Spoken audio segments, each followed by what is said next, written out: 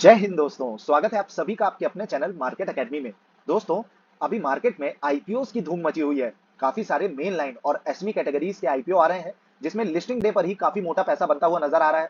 दोस्तों, इसी तरीके की एक और कंपनी अपने आईपीओ को लेकर के आई है। एसमी कैटेगरी का ये आईपीओ है दोस्तों। कंपनी का नाम है चावड़ा इंफ्रा लिमिटेड। दोस्तों, ये आईपीओ 12 ऑफ सितंबर को ओपन होता हुआ नजर आने वाला है। और दोस्तों, हम इस वीडियो में इस कंपनी का डिटेल रिव्यू और एनालिसिस करेंगे।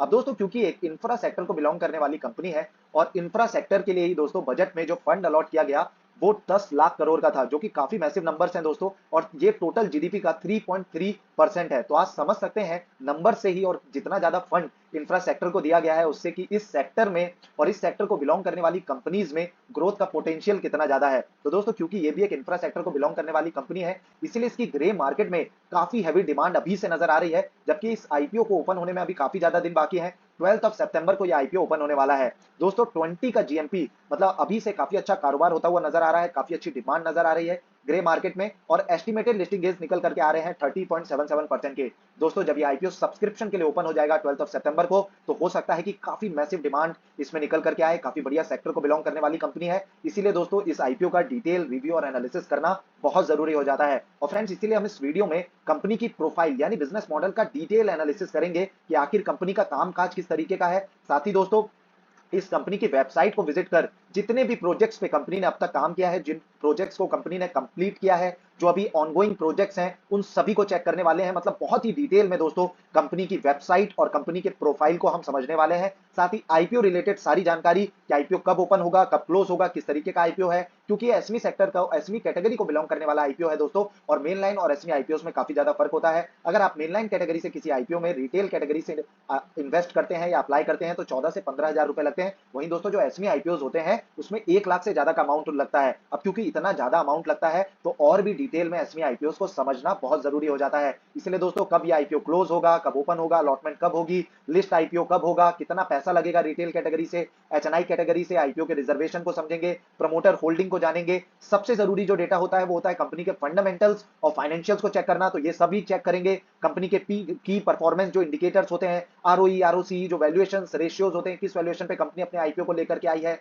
ये सब कुछ चेक करेंगे। सारे ही आईपीओ जो अभी मार्केट में ओपन है या जो अपकमिंग है, उन सभी के करंट जीएमपी को जानेंगे। जो इस समय मार्केट में ओपन है उनके आज के जो लाइव सब्सक्रिप्शन फिगर्स हैं उन्हें चेक करेंगे। साथ ही दोस्तों, क्योंकि एसमी कैटेगरी का ये आईपीओ है और एसमी कैटेगरी के आईपीओ से रिलेटेड काफी ज्यादा क्वेरी और डाउट ऑलरेडी आ चुके हैं हमारे पास, काफी सारे आते रहते हैं। तो दोस्तों, इसमें सबसे ज्यादा बार जो डाउट आया वो ये था कि एसमी आईपीओ को क्या हम लिस्टिंग के दिन या उसके बाद आसानी से मार्केट में सेल कर सकते हैं या उसमें कुछ प्रॉब्लम आती है। तो दोस्तों, एसमी आईपीओ में आमतौर पर देखा गया है कि लिक्विडिटी जो इशू है उसका सामना करना पड़ता है, क्योंकि 1 लाख से ज्यादा का अमाउंट लगता है। और एसमी आईपीओ दोस्तों लॉट में ही ट्रेड होते हैं। अब लॉट में ट्रेड होते हैं, 1 लाख से ज्यादा का अमाउंट लगता है, तो इसलिए कई बार काफी ज्यादा बायर्स वगैरह या फिर सेलर्स भी इसमें नहीं मिलते। लगातार अपर सर्किट या लोअर सर्किट लगता है आईपीओ में, तो लिक्विडिटी का जो सामना है, जो ये इशू है, इसका सामना करना पड़ता है। तो इसीलिए दोस्तों, इसको प्री ओपन जो मार्केट होता है उसमें सेल कर देना काफी बढ़िया होता है, क्योंकि लिस्टिंग गेन्स काफी बढ़िया बनते हैं। तो आप इसको इग्नोर ना करें। एसमी आईपीओ में काफी बढ़िया पैसा बन रहा है, पर किस तरीके से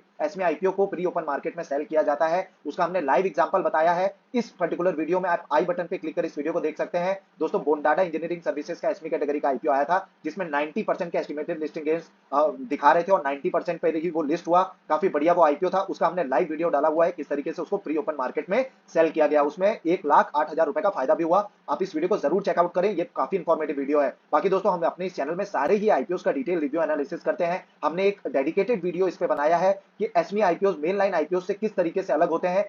कभी भी एसमी आईपीओ में इन्वेस्ट करने से पहले एसमी आईपीओ को समझना दोस्तों बहुत जरूरी हो जाता है। वो काफी डिफरेंट होते हैं मेन लाइन आईपीओ से। तो प्लीज आई बटन पे क्लिक कर इस वीडियो को दोस्तों जरूर देखें। उसमें हमने एकदम डिटेल में और सिंपल लैंग्वेज में आपको बताया है कि एसमी आईपीओ क्या होते हैं। तो प्लीज इस वीडियो को भी देखना ना भूलें। चलिए दोस्तों, अब बात कर लेते हैं चावड़ा इंफ्रा आईपीओ की। तो दोस्तों, ये आईपीओ जो है ये 12 ऑफ सितंबर को ओपन होगा। अब कंपनी की प्रोफाइल को समझते हैं। This company is incorporated in 2012। Chavda infra limited provides construction and allied services across residential, commercial and institutional projects in Gujarat. तो दोस्तों, मेनली इंफ्रा सेक्टर को बिलोंग करने वाली कंपनी है। अगर सेगमेंट्स की बात की जाए तो 3 मेजर सेगमेंट्स में कंपनी ऑपरेट करती है या प्रोजेक्ट्स वगैरह पे काम करती है। पहला है रेसिडेंशियल, सेकंड है कमर्शियल और थर्ड है institutional projects. Chavda Infra is a part of Chavda Group, which consists of three business: Chavda Infra, Chavda RMC, and Chavda Developers, providing services in Ahmedabad, Gandhinagar, and Rajkot.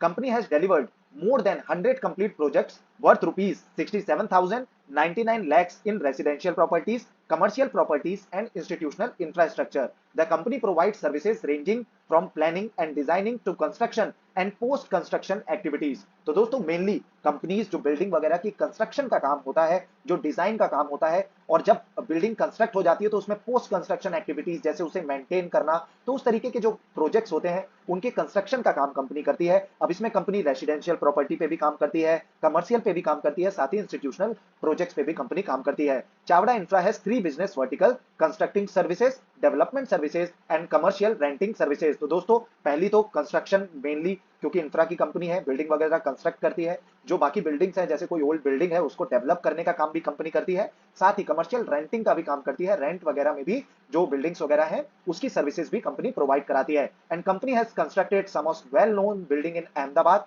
नेमली स्ट्राफ Luxuria, Shivalik, Park View. तो दोस्तों जिस तरीके की जो buildings वगैरह और जो प्रोजेक्ट्स पे कंपनी ने काम किया है, जब हम कंपनी की वेबसाइट को विजिट करेंगे तो और भी डिटेल में समझेंगे। अभी हम देख लेते हैं कंपनी के ऑनगोइंग प्रोजेक्ट्स कितने हैं। तो आप देख सकते हैं 26 ऑनगोइंग प्रोजेक्ट्स पे कंपनी ऑलरेडी काम कर रही है, तो ऑर्डर बुक काफी भरी हुई है, ये काफी बढ़िया पॉजिटिव पॉइंट है, जिसमें से 4 प्रोजेक्ट्स कमर्शियल प्रोजेक्ट्स हैं, 4 इंस्टीट्यूशनल प्रोजेक्ट्स हैं और 18 रेसिडेंशियल प्रोजेक्ट्स हैं। और दोस्तों चावड़ा इंफ्रा आईएसओ सर्टिफाइड एक कंपनी है and the company has 250 employees. और बाकी दोस्तों जो फाइनेंशियल रेशियोज वगैरह है, जो डेटा है, वो आगे हम फंडामेंटल और फाइनेंशियल्स को जब चेक करेंगे तो और भी डिटेल में एनालाइज करेंगे इसी वीडियो में। चलिए अब कंपनी की वेबसाइट को विजिट कर लेते हैं और देखते हैं कि किस तरीके के प्रोजेक्ट्स पे कंपनी ने काम किया है। तो आप देख सकते हैं दोस्तों, तो सबसे पहले जिस तरीके का काम होता है उसमें होता है साइट का आइडेंटिफिकेशन, फिजिबल एनालिसिस, एनालिटिक्स करना, उसका डिजाइन डेवलपमेंट, कंसर्न रिलेटेड जो वर्क होता है, इवैल्यूएशन, मार्केट रिसर्च करना, प्लान परमिट करना, उसके बाद ब्रांड बिल्डिंग, साइट आइडेंटिफिकेशन। तो आप समझ सकते हैं कि जिस तरीके का किसी भी बिल्डिंग को बनाने से पहले और पोस्ट प्रोजेक्ट रिलेटेड जो एक्टिविटीज होती हैं, जो वर्क्स होते हैं, वो कंपनी इस तरीके से काम करती है। क्लाइंट आप देख सकते हैं डीआर इंफ्रास्ट्रक्चर, सरल एंड साथ ही सूर्या, बिल्डकॉइन, शिवालिक, रत्ना, राष्ट्रीय। तो दोस्तों काफी एप्पल वुड्स, श्रूयस ग्रुप, तो काफी सारे बड़े जो रेपुटेड जो क्लाइंट्स हैं वो कंपनी के क्लाइंट पोर्टफोलियो में शामिल है, जो कि काफी पॉजिटिव पॉइंट है। अब दोस्तों सबसे जरूरी है कंपनी के प्रोजेक्ट्स को समझना। तो इसमें आप देख सकते हैं रेसिडेंशियल प्रोजेक्ट्स में कुछ इस तरीके के रेसिडेंशियल प्रोजेक्ट्स पे कंपनी ने काम किया है। आप स्ट्राफ लग्जरिया देख सकते हैं, शिवालिक, पार्क व्यू देख सकते हैं। इस तरीके की बिल्डिंग्स जो है उसका कंस्ट्रक्शन का काम कंपनी ने किया है। कमर्शियल बिल्डिंग्स को भी चेक कर लेते हैं। तो इस तरीके की कमर्शियल बिल्डिंग्स, सद्भाव हाउस है, सॉलिटरी स्काई है, वहीं ट्रिपल ए कॉर्पोरेट हाउस है। तो दोस्तों इस तरीके के जो कमर्शियल बिल्डिंग्स हैं उस पर भी कंपनी ने काम किया है कंस्ट्रक्शन रिलेटेड। इंस्टीट्यूशनल प्रोजेक्ट्स में आप देख सकते हैं टॉडलर डैन को, साथ ही दोस्तों निर्मा जो यूनिवर्सिटी ओल्ड बिल्डिंग है उसका कंस्ट्रक्शन, जायडस स्कूल एक्सीलेंस। आप वेबसाइट पर क्लियरली देख सकते हैं पिक्चर्स के थ्रू कि जिस तरीके के प्रोजेक्ट्स पे कंपनी ने काम किया है। ऑनगोइंग प्रोजेक्ट जैसा कि हमने देखा था कि 26 ऑनगोइंग प्रोजेक्ट्स ऑलरेडी कंपनी के पास है, बिनोरी 3, इस तरीके के काफी सारे प्रोजेक्ट्स जो हैं उसमें कंपनी ऑलरेडी काम कर रही है। तो जब ये भी रिवेन्यू में ऐड हो जाएंगे, जब इनके प्रॉफिट्स भी ऐड होंगे, तो काफी ज्यादा फंडामेंटल्स और फाइनेंशियल्स और भी बढ़ते हुए नजर आएंगे, रिवेन्यू और प्रॉफिट्स बढ़ते हुए नजर आएंगे। काफी पॉजिटिव पॉइंट है, कंपनी का कामकाज काफी अच्छा निकल करके आ रहा है, सेक्टर जिसमें कंपनी ऑपरेट करती है काफी बढ़िया है। चलिए अब आईपीओ रिलेटेड डिटेल्स को डिस्कस कर लेते हैं। तो आईपीओ 12 सितंबर को ओपन होगा, 14 सितंबर इसकी क्लोजिंग डेट रहने वाली है। अलॉटमेंट की जानकारी आपको लगेगी 20 सितंबर को। अगर आपको अलॉटमेंट नहीं मिलता तो 21 सितंबर को आपके पैसे आपको रिफंड कर दिए जाएंगे। अगर आप लकी रहते हैं, क्योंकि एसमी आईपीओ में अलॉटमेंट पाना मतलब एक लक की बात है, और दोस्तों ये आईपीओ तो काफी बढ़िया है। तो अगर आप लकी रहते हैं, आपको अलॉटमेंट मिलता है 22 दिसंबर को, आपके शेयर्स आपके डिमेट अकाउंट में क्रेडिट कर दिए जाएंगे। इसकी लिस्टिंग आपको 25 सितंबर को देखने को मिलने वाली है। दोस्तों बात करें फेस वैल्यू की, तो 10 रुपए पर शेयर की फेस वैल्यू है। प्राइस की बात करें 60 to 65 पर शेयर की प्राइस वैल्यू है।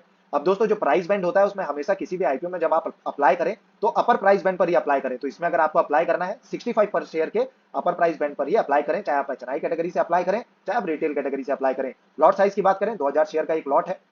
अब दोस्तों क्योंकि एक एसएमई सेक्टर को बिलोंग करने वाला, एक एसएमई कैटेगरी को बिलोंग करने वाला ये आईपीओ है, मेन लाइन आईपीओ से काफी अलग होते हैं, क्योंकि इसमें जो ट्रेडिंग होती है वो लॉट में होती है। तो इसमें जब फर्दर आपको ये आईपीओ अलॉट हो जाता है, तो आपको अगर इसको बाय करना है और भी ज्यादा या फिर सेल कर देना है अलॉटेड शेयर को, तो दोस्तों इसमें लॉट को ही पूरे को सेल करना होगा या फिर बाय करना होगा। इसमें ऐसा नहीं है आप 100 या 200 शेयर्स को बाय या फिर सेल कर लें, पूरे 2000 शेयर्स या फिर इसके मल्टीपल में ही आपको बाइंग या फिर सेलिंग करनी होगी। टोटल इशू साइज की बात करें 43.26 करोड़ का ये इशू है, जो कि पूरा का पूरा फ्रेश इशू है, जो कि काफी पॉजिटिव पॉइंट है। इशू टाइप की बात करें बुक बिल्ड इशू आईपीओ है, जिसकी लिस्टिंग आपको एनएसई एसपी में देखने को मिलने वाली है। अब दोस्तों आईपीओ के लॉट साइज की अगर हम बात करें 2000 शेयर का एक लॉट है, जैसा कि हमने देखा। रिटेल कैटेगरी से अगर आप अप्लाई करना चाहते हैं तो आपको एक लॉट के लिए एप्लीकेशन लगाने के लिए जो अमाउंट लगेगा वो है 1,30,000 रुपीज का। अब दोस्तों क्योंकि रिटेल कैटेगरी में मैक्स लिमिट ही 2 लाख रुपीज तक है, तो आप एक ही लॉट के लिए अप्लाई कर सकते हैं। एचएनआई कैटेगरी से अगर आपको अप्लाई करना है तो 2 लॉट से अप्लाई करें, अमाउंट हो जाएगा 2,60,000 रुपीज का। अब दोस्तों इससे रिलेटेड काफी सारे डाउट आते हैं कि एचएनआई कैटेगरी में किस तरीके से अलॉटमेंट का प्रोसेस काम करता है, रिटेल कैटेगरी में किस तरीके से काम करता है।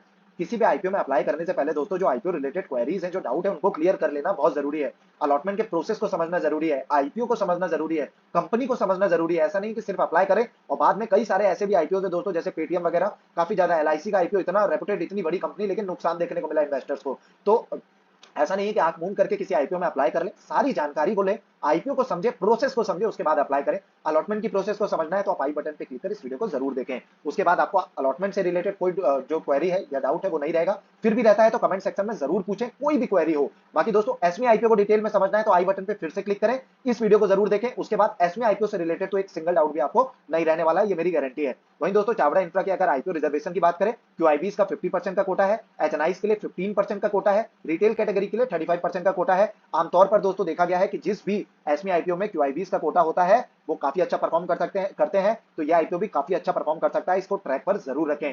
प्री इशू में प्रमोटर के पास 100% की होल्डिंग थी, पोस्ट इशू में घट करके 73% की रह जाएगी, जो कि फिर भी काफी डिसेंट फिगर है। अब दोस्तों आ जाते हैं कंपनी के फाइनेंशियल्स पे कि कंपनी फंडामेंटली वह फाइनेंशियली कितनी स्ट्रांग है या फिर वीक है, जो कि सबसे महत्वपूर्ण हिस्सा होता है हमारे वीडियो का। अब दोस्तों एसेट की बात करें, एसेट कंटिन्यूअसली आपको बढ़ते हुए नजर आएंगे, जो कि काफी बहुत ही पॉजिटिव पॉइंट है। रेवेन्यू की बात करें, रेवेन्यू लगातार कंसिक्यूटिवली बढ़ता हुआ नजर आ रहा है, 9,131 लाख से बढ़कर के 16,203 लाख का हो गया, बहुत ही मैसिव ग्रोथ देखने को मिली है रेवेन्यू में। प्रॉफिट्स लगातार बढ़ रहे हैं, ऑलमोस्ट डबल होते हुए नजर आए हैं साल 2022 से साल 2023 में 521 थे, अभी प्रेजेंटली 1204 के हैं। नेटवर्थ लगातार बढ़ रही है, रिजर्व्स एंड सरप्लस थोड़ा सा इसमें फॉल देखने को मिला है साल 2023 में। वहीं एक कंसर्न वाला फैक्टर जो कंपनी के साथ जुड़ा हुआ है वो है कि कंपनी के पास जो डेट है या फिर बोरोइंग है वो काफी ज्यादा हो गई है और ये लगातार बढ़ती हुई भी नजर आ रही है। अब दोस्तों ऐसे तो जो इंफ्रा रिलेटेड कंपनीज होती हैं, क्योंकि हैवी एसेट मॉडल होता है, मैन्युफैक्चरिंग वगैरह करना, कंस्ट्रक्शन जो रिलेटेड बिजनेस होते हैं, इसमें आमतौर पर जो डेट है, जो बोरोइंग होती है वो काफी ज्यादा होती है। पर दोस्तों क्योंकि एसमी कैटेगरी का एक कंपनी है, छोटा सा एक कंपनी है, स्मॉल एंड मीडियम एंटरप्राइज को बिलोंग करने वाला एक आईपीओ है,